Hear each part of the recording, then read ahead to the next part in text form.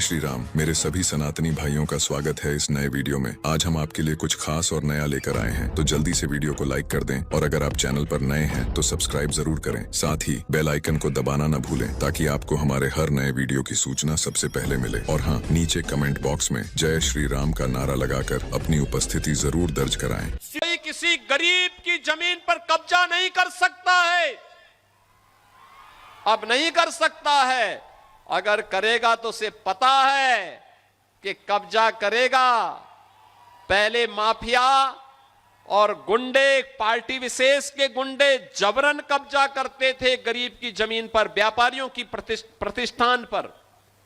अब नहीं कर सकते। अब करेंगे तो उसे मालूम है कि बुलडोजर आएगा, संपत्ति को फिर से जब्त करवाएगा, अवैध कब्जे को तो हटाएगा ही हटाएगा, बाप दादों की अर्जित संपत्ति को भी एक कब्जे में लेकर के गरीब का मकान बना करके गरीब को वितरित कर देगा।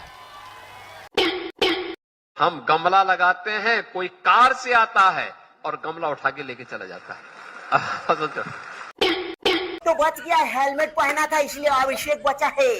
अभिषेक को अंडा मारा है, डंडा घुसाया है, शॉट फोड़ा है। आप बोल रहे हैं दीदी का बड़ी है, तो दीदी तो कराटा सीखा है।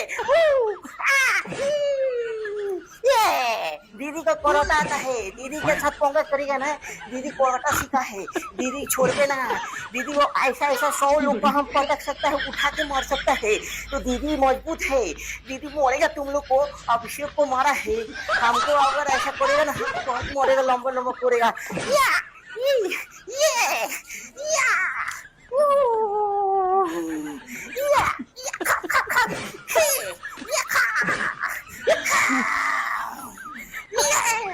दीदी पराठा भी जनता है, दीदी बहुत मोड़ेगा। लोगों का मुंह तब बंद था जब पाकिस्तान और बांग्लादेश में हिंदुओं पर, सिखों पर, जैनियों पर, बौद्धों पर अत्याचार हो रहे थे। तब ये कुछ नहीं बोल रहे थे, कुछ नहीं बोल रहे थे, इनका मुंह बंद था।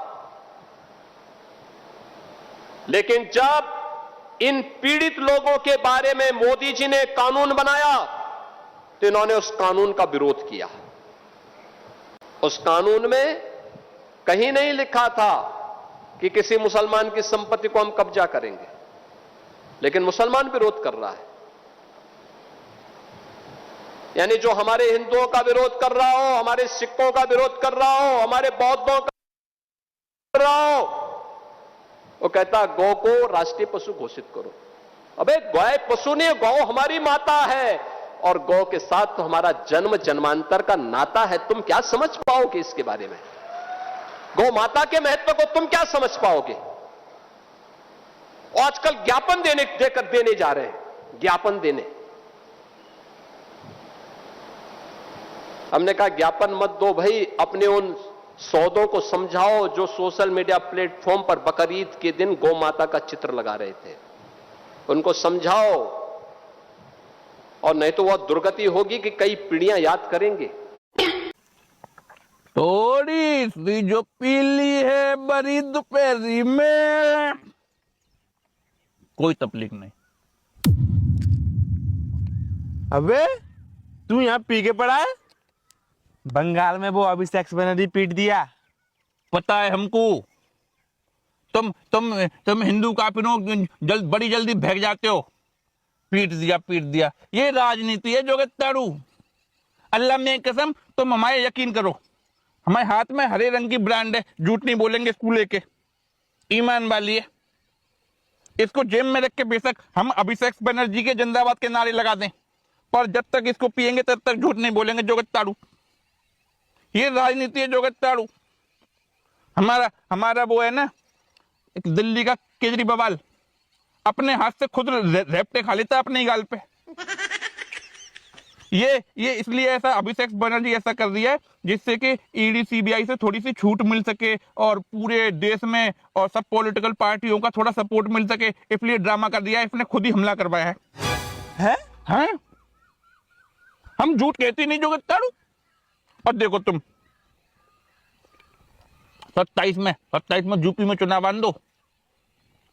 हमारे वो है ना नमाजवादी हमारी पार्टी में वो जो टेढ़ी नाक वाला जो गाड़ियों के टायरों पे ऐसे मुँह खड़े हो गए, ऐसे एक टांग ऐसे करके, इस बार वो भी अपने 2-4 रेप्टे 27 के चुनाव में अपने आप लगवाएगा और इल्जाम लगाएगा जोगी बाबा पे।